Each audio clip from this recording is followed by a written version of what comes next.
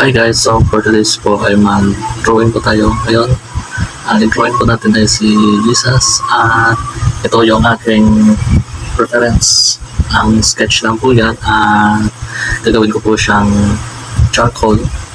Bale, charcoal portrait yung reference kong sketch at ilagyan ko sana ng shading at isang po ng charcoal portrait at ang gagamitin ko po ay isang